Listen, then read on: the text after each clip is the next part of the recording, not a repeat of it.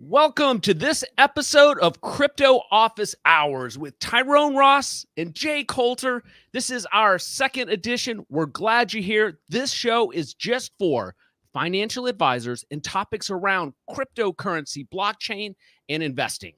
We are recording this live. If you're watching live and you'd like to ask Tyrone or any of our guests today a question, simply type in the comment section and we'll be able to pose it to our guests.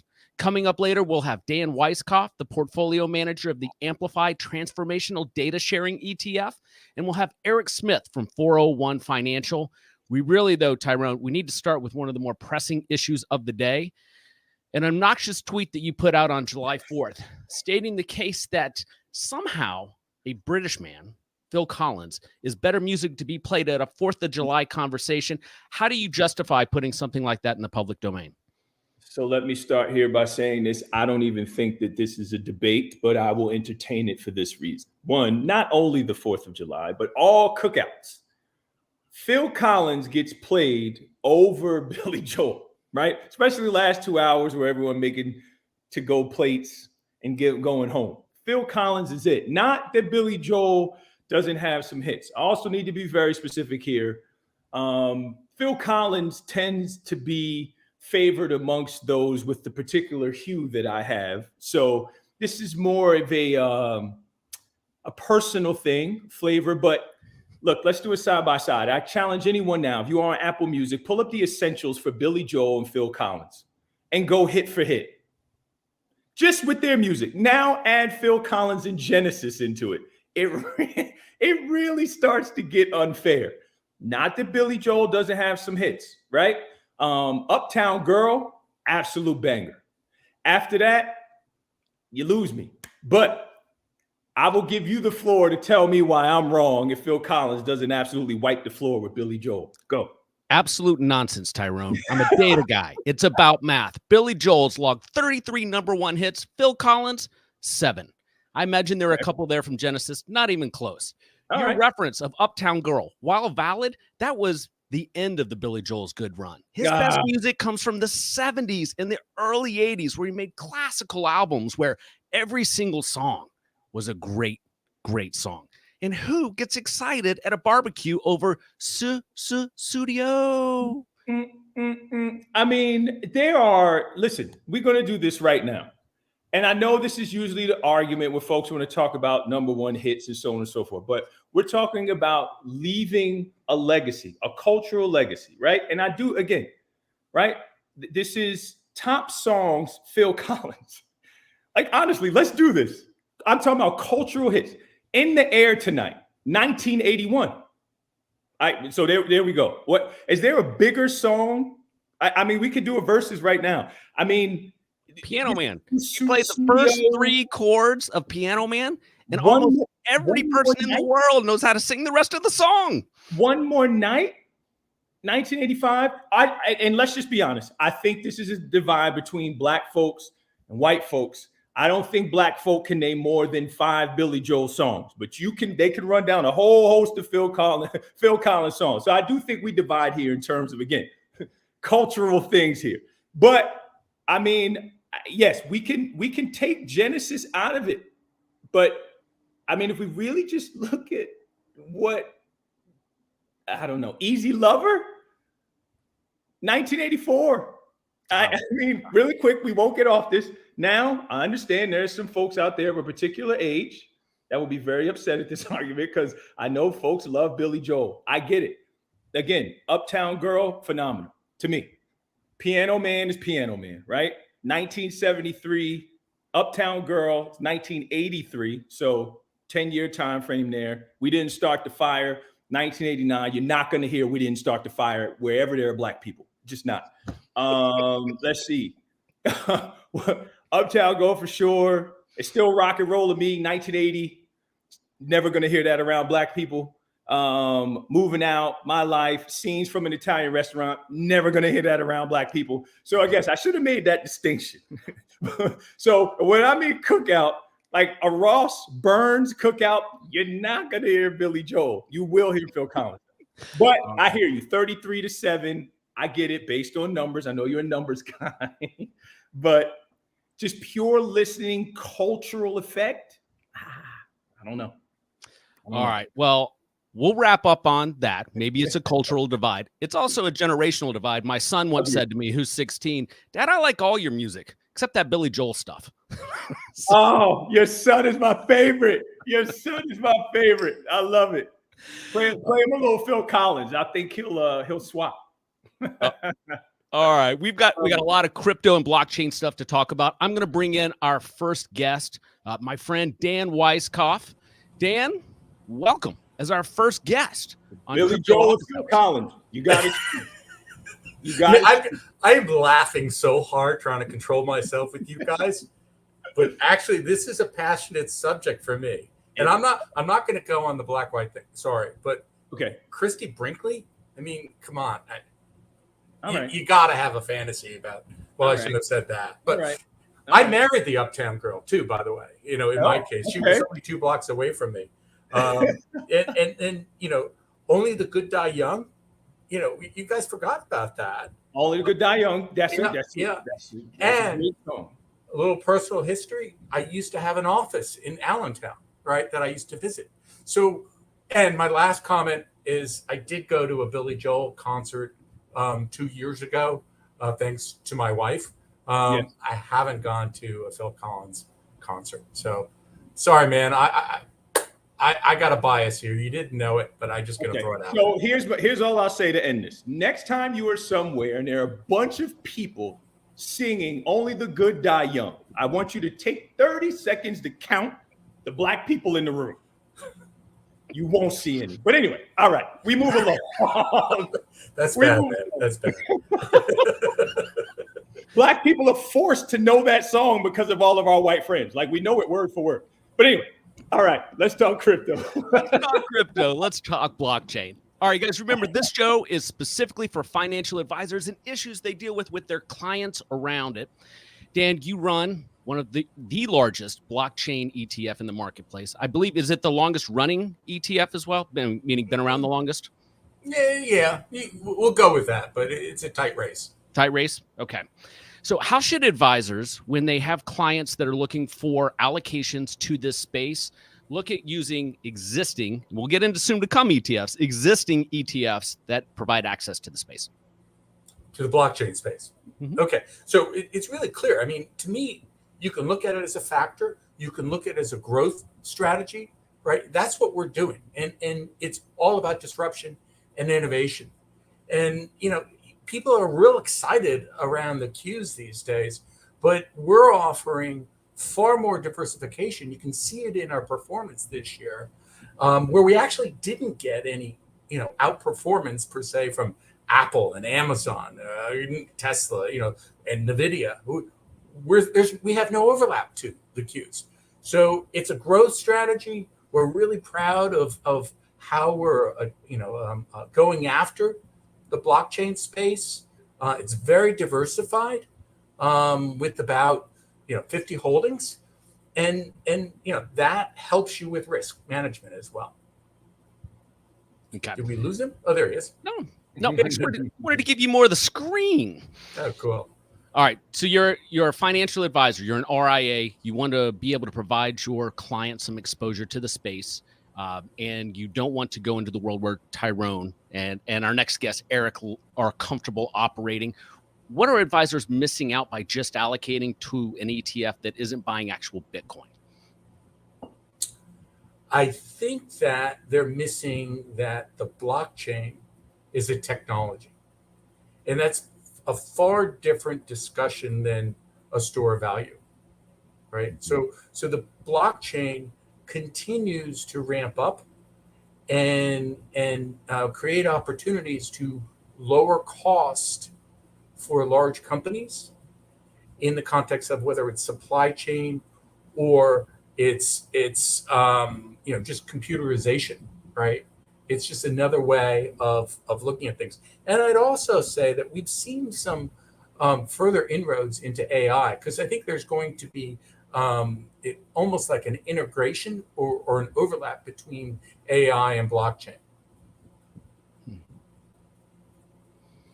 All right.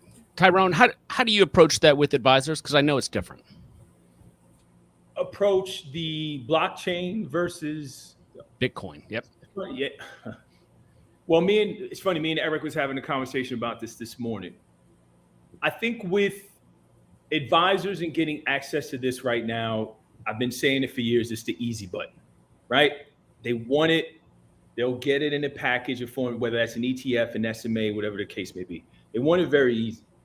What I've always tried to get advisors to understand is there's a lot of utility from holding the underlying asset, right, or token, Bitcoin, right, on the actual blockchain, and also getting them to understand every blockchain that has come after Bitcoin is in some way a derivative of the Bitcoin blockchain, right? A lot of you hear Bitcoin, you hear Ethereum. The second oldest crypto is Litecoin, right? Which again, take some code from Bitcoin.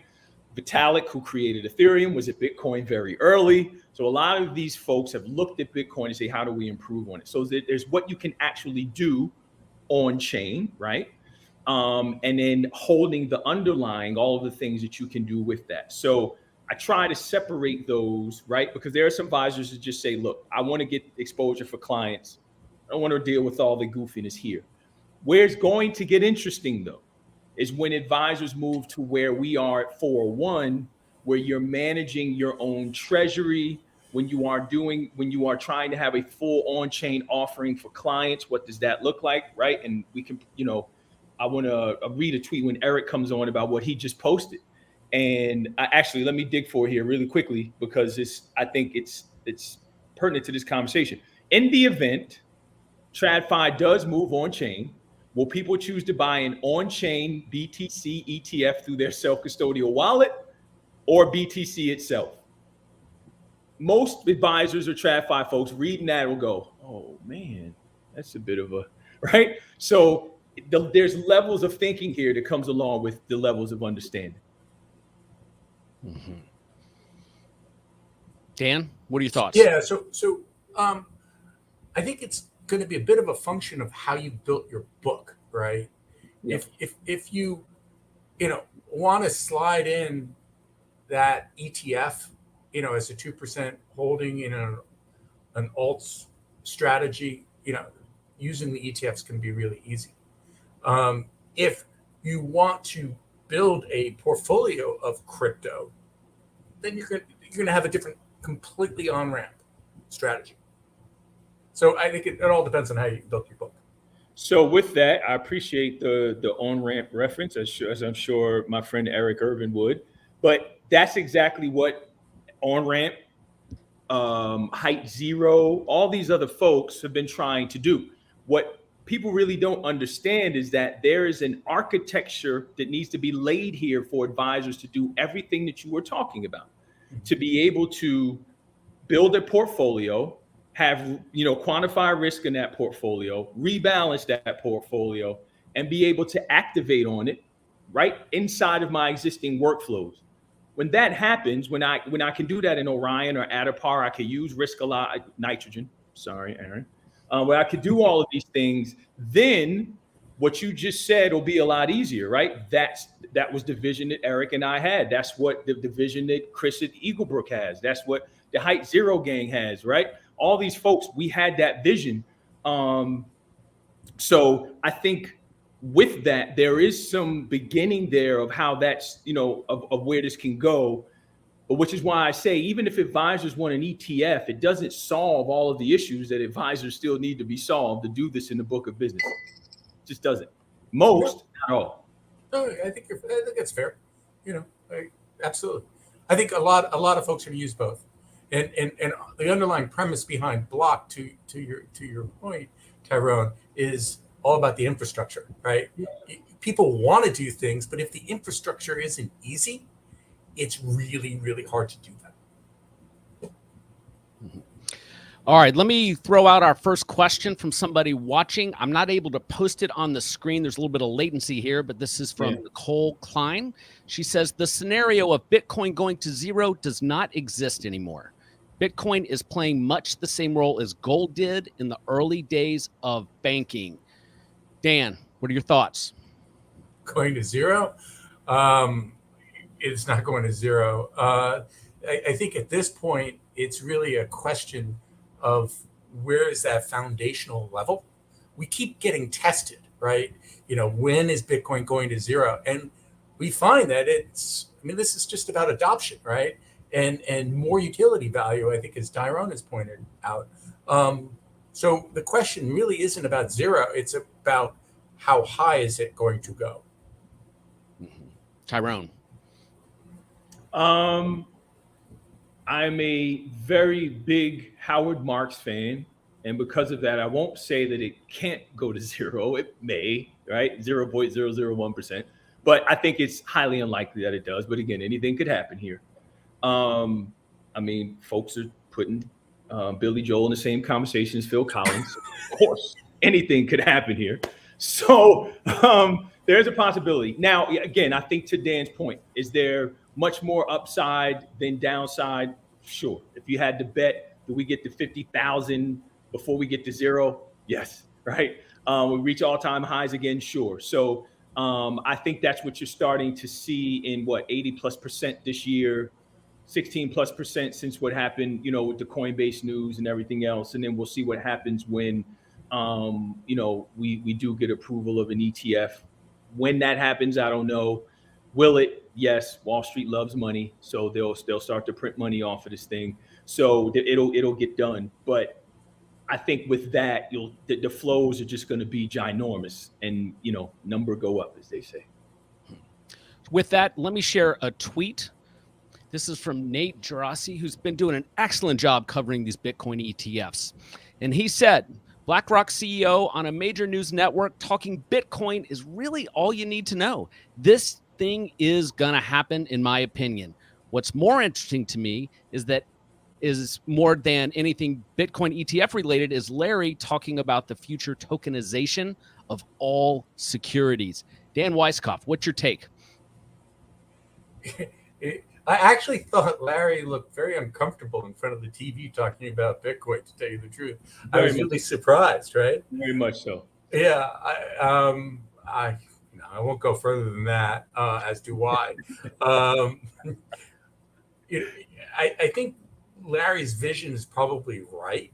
And we were early on that vision in the context that, stocks may trade that way, right? But we're a ways off. Let's be honest. Just trying to get a spot Bitcoin right now. When you start talking about that other stuff, it's far away. Tyrone. I think tokenization of securities is going to be a thing. I think, again, something that Erik and I have actually discussed is when on-chain happens, right? When the tokenization happens, again, it's going to be on-chain. It's not going to be tokenization at Fidelity, tokenization at NASDAQ. Mm-hmm. I don't believe that. But again, we're 20 years ahead here. I think that's going to happen on-chain, and I think you can start to see with Fidelity and Schwab and Virtu and all those folks building a self-custodial exchange, right? They still have to add some things there. That's where it's going. It's not going where they're going to fit that inside of existing antiquated infrastructure. It's going to go to EDX, right? So I do think tokenization is going to be a thing, but that's going to move all on chain. It's not going to be, sticking a Lamborghini in a barn. Hey, Jay, can I give you a little scoop? Please. Yeah, a little scoop is, we were very long overstock and trimmed a little bit of our position a couple of days ago for no real reason beyond, frankly, it was over a 5.5% weighted position in our portfolio. Now they've got that position T0 because they've got a big venture capital portfolio, right? What happens with T0 is still a bit of a mystery, but I know that they're working on some stuff in the context of tokenization. Mm-hmm. We'll see. Yeah. I think it was your partner, Michael Venuto, who once told me it was ironic that everybody in the ETF industry is so interested in blockchain because it's probably going to blow up the ETF industry someday. Yes, he's been known to say that. But here's what no one is. Yes, shout to Mr. Venuto. That's my man. Shout to Mr. Venuto. Love to get his take on the Phil Collins, Billy Joel thing. But to that point, if you really think about it deeper, blockchains themselves are essentially that wrapper or ETF for the actual tokens, right? So yes, he's very smart in saying that. He's been in this space a long time. He studied it. So again, there's a learning curve here that I still think needs to happen, but he's spot on when he says that. Mm-hmm. And remember, as much as it might be exciting to have tokenization of securities, tokenization of real estate and so many different other things is more exciting. I love to own a piece of a baseball player, right? How exciting would that be? Yeah. Ohtani, please. Or a piece of Billy Joel's royalties over Phil Collins. Perfect. Well played. Full circle. Well, Dan, listen, we appreciate you coming on this office hours here. I anticipate you being a regular guest if you have time, because you have such a wide lens into the blockchain space with all the on-site interviews you do and the portfolio that you run. If somebody wanted to learn more about the BLOK ETF, where could they learn more information? Well, they can check out the Amplify website, or they can always look at the ETF think tank for some of the interviews I've done, and feel free to reach out to me on Twitter, ETF Professor. Looking forward to being on the show. Thank you for including me. Tyrone, you're awesome. Yeah. Even if we don't agree. You are as well, my man. I appreciate you. Have a great weekend. Thanks. All right. Thanks, Dan. Bye.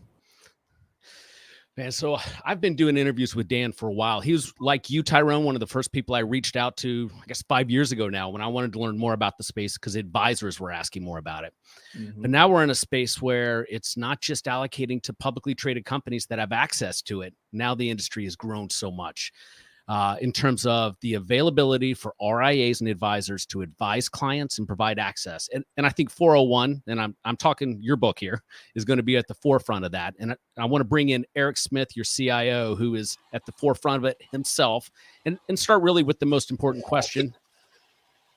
Billy Joel or Phil Collins, Erik? So the entire time you guys are talking about that, first of all, thank you for bringing me on. Tyrone and I talk about this stuff all the time. We always say, like, gosh, we should be recording our conversations and all that. So this is an awesome venue to do this. Really appreciate it. But while you guys were talking about that, I'm just sitting here thinking, like, if I'm going to go to a barbecue, I am not listening to Phil Collins or Billy Joel. It's not happening. I'm literally not listening to either of them. So I don't know if that's my youth speaking there. I was born in the early 90s. Look, I like Phil Collins. I like Billy Joel. I don't care to listen to him at a barbecue. But if I had to give you an answer, I'd probably say Billy Joel. So. Yeah, well, it sounds like you're right. So I'm glad you're here. And now that we're bringing in some of the thought leadership from 401 Financial, here's my question for you. And I get this from the advisor community. If I want to start advising on crypto assets for my clients, where do I start? What do I need to do? It's a great question. So first of all, similar to what Dan and Tyrone were talking about, the biggest piece to all of this that's happening is the technology itself. I think one of the things that we get lost in the Western world is that this is just an asset class and an investment opportunity. And to me, that misses a lot, like 99% of what is actually happening behind the scenes here. So to give you a short answer, I'd say there's so many resources out there, educational material. You can start by just reading the Bitcoin white paper and going to Ethereum's website, checking out what they're doing.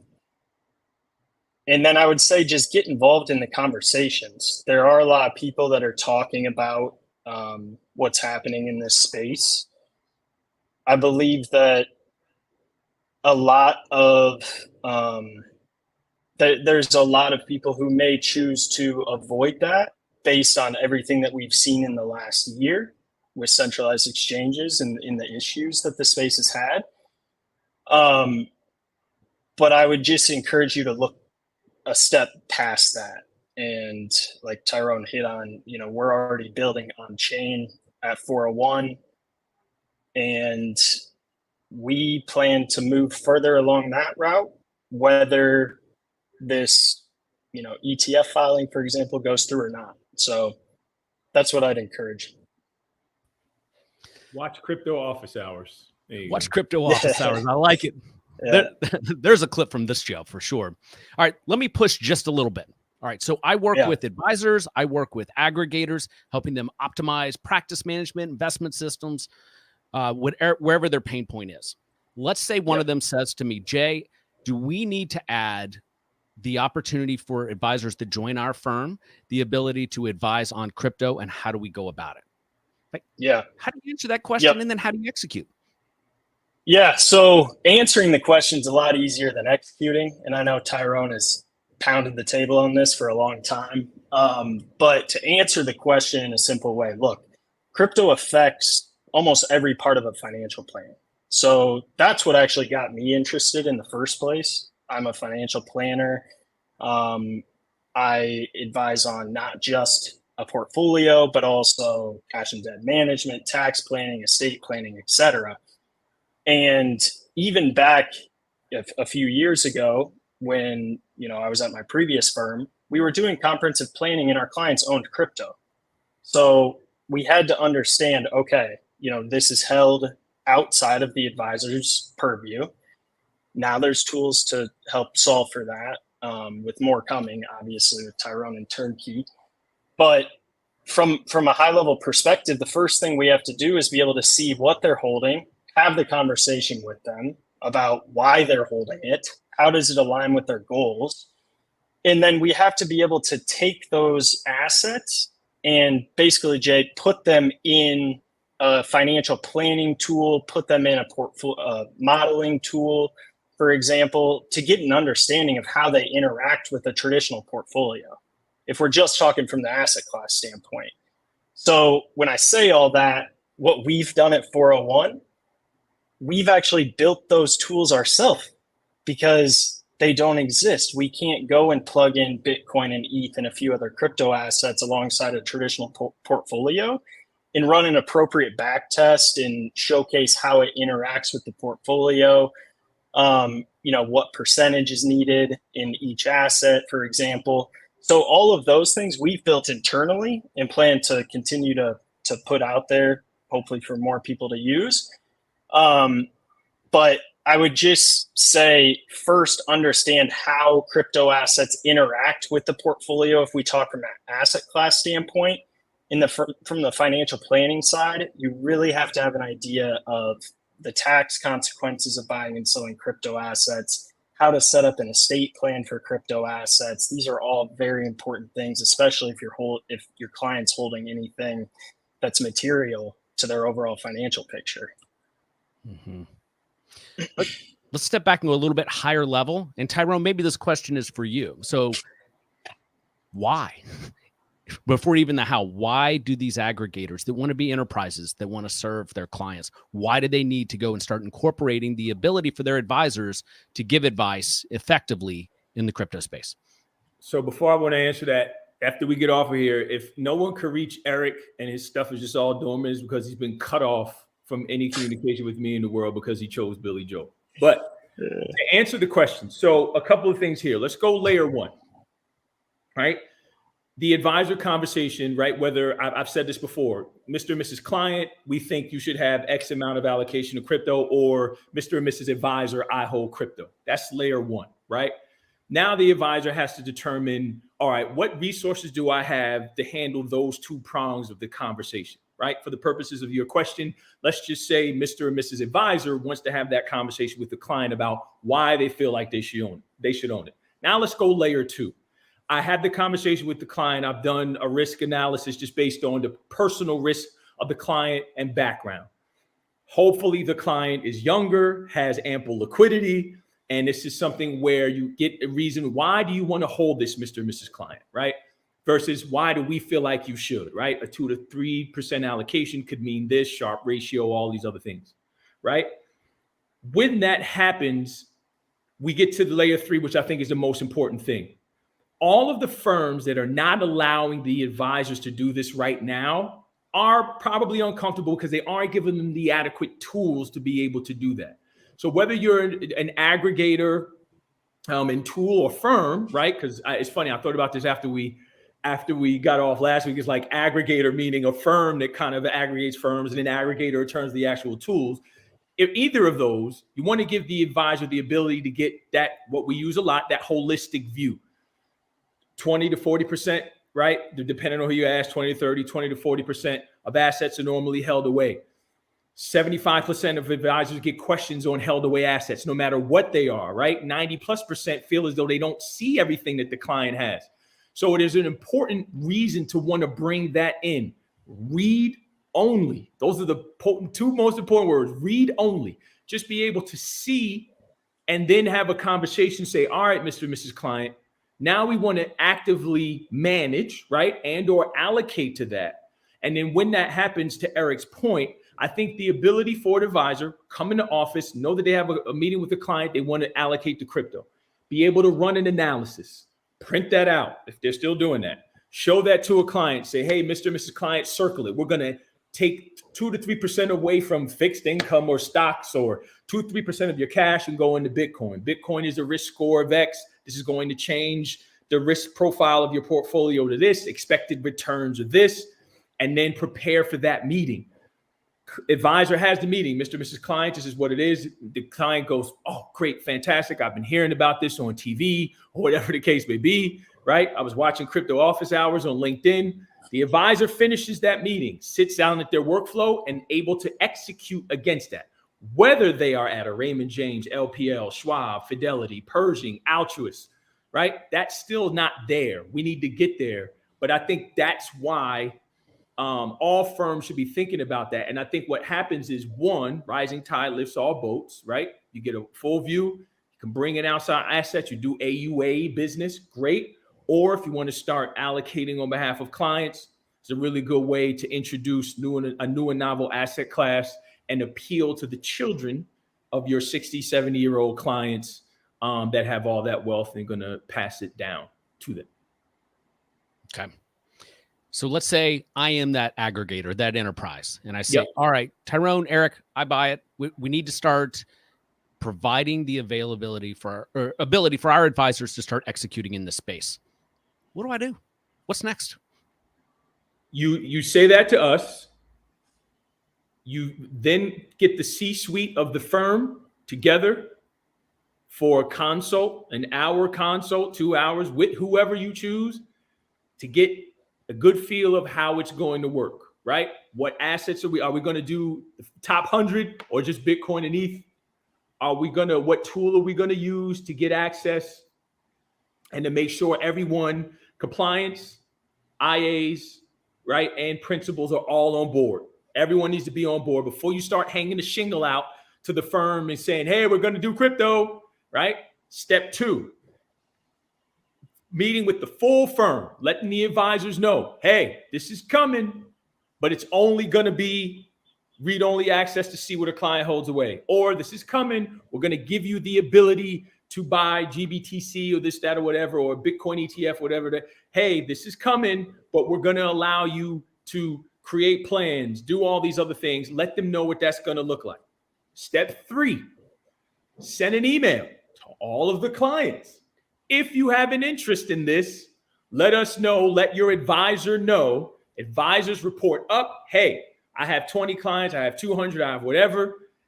Everyone now does a group webinar on how it's going to work, disclosures, what needs to be signed, what needs to be approved, what it's going to look like, when it's going to roll out. Everyone is on the same page. Done.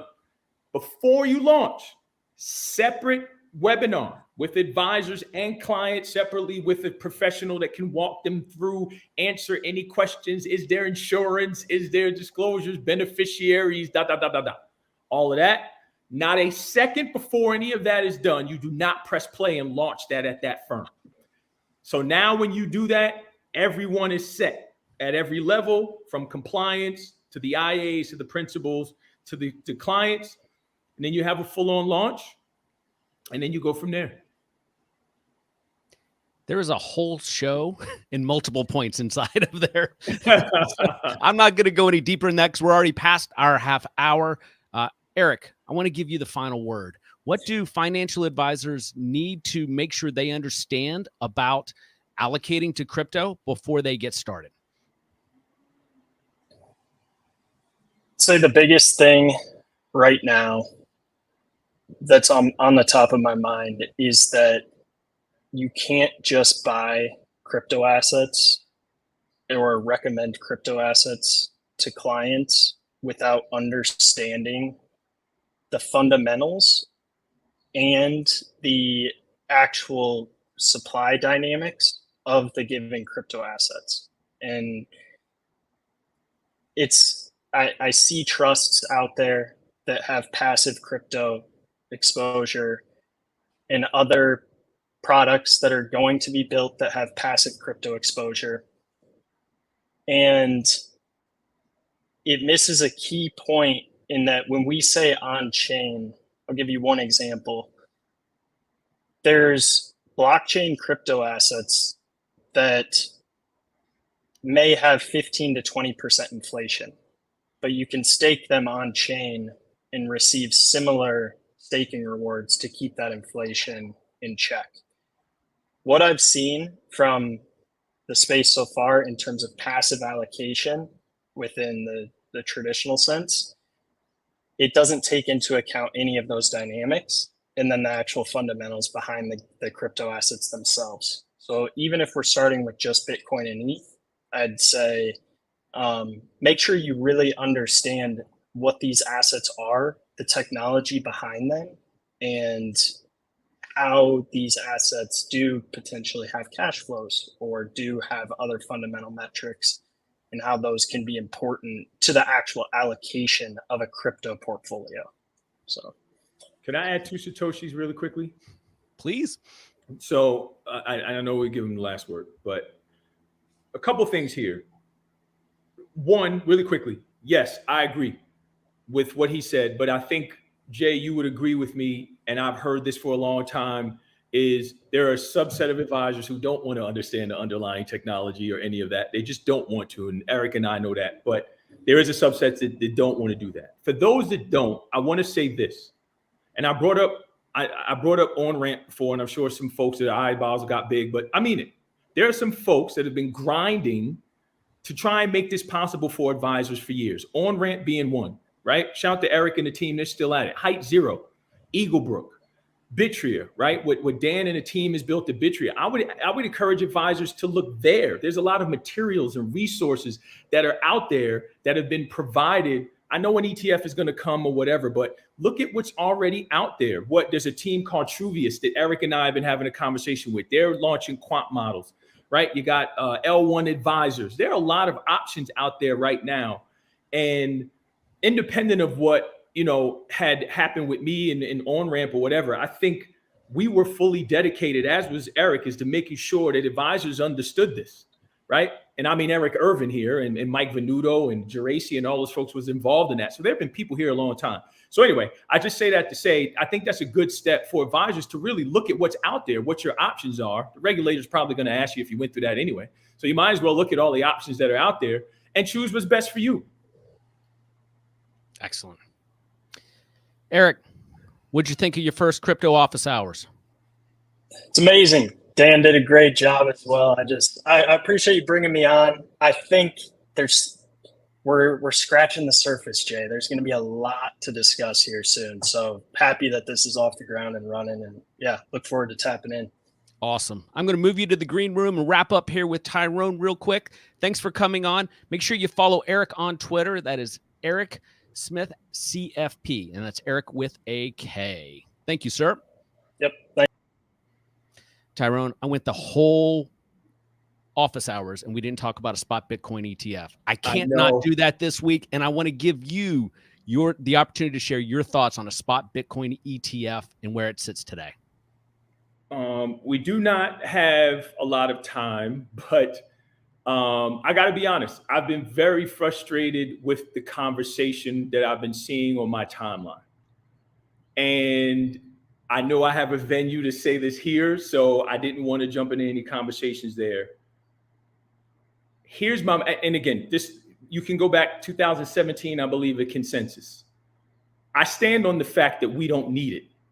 And everyone say, well, we don't need it. The space was built for retail. There, you can't say that this is great for retail when retail has had access to Bitcoin for years now, decades, right? A decade plus, actually. The other thing is, let's just admit that it's about money and flows if we're going to talk about a Bitcoin ETF. Well, why do you say that, Tyrone? Because if you're saying it's for retail and they could get it through an advisor, what is that expense ratio is going to be? And then we're probably already tacking on 1%. So there's been this thing about how much it costs at Coinbase. Coinbase is not the only way for someone to get access to Bitcoin. So yes, will we get it? Wall Street loves money. Yes, we are going to get a Bitcoin ETF. Do we need it? No, I will stand on that. We do not need it, but we are going to get it. And that's fine. But I think if we are going to admit and be honest with ourselves, we have to say that that is an institutional vehicle. And it's not a vehicle for those that can get access in their pocket right now, seeing an advisor, seeing Coinbase, seeing any of the things that are out there. Last thing that I'll say is this. For me, can't speak for anyone else. For me, if Bitcoin has come to be, and since Bitcoin has been released into the world, we've seen overdraft fees come down. We're going to get a real-time payment system with FedNow. We see that the Treasury now is going to be using FedNow for Social Security payments and things like that. To me, that is a win. And I cannot be convinced that that is not because Bitcoin has been a thorn in the side of the traditional financial system for the last 14 years. So if now we get an ETF, great. But let's not pretend in any capacity that this is about retail. It is not. Let's stop that. That is a farce.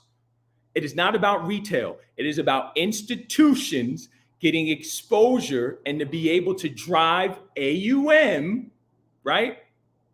Assets under monstrosity, so they can grow and get even bigger. This has never been about retail with an ETF. Let's stop that. It has been about flows and it has been about money. It's been giving access to those who are heavy-handed already. But if we're truly talking about retail, we're talking about the underlying asset and the ability for them to get it many of places, not Coinbase being the main one. I have stepped off soapbox. Excellent. That's a great way to end. In fact, I've just decided that's how we're going to end every crypto office hours. I'm going to give you a soapbox and let you speak what is on your mind. I want to thank Dan Weiskopf for coming on board. Learn more about his ETF by going to BLOK-ETF.com. That's BLOK-ETF.com. And Erik Smith, who I'm sure will also be a regular as he is your partner. Learn more about his firm at 401 Financial. Tyrone, our first episode, we had thousands of people watch either live or in the replay. Looks like we're having similar success with this one. I appreciate you coming on and being an advocate for advisors as it relates to this topic. Absolutely. Go Phil. Good seeing you, my man.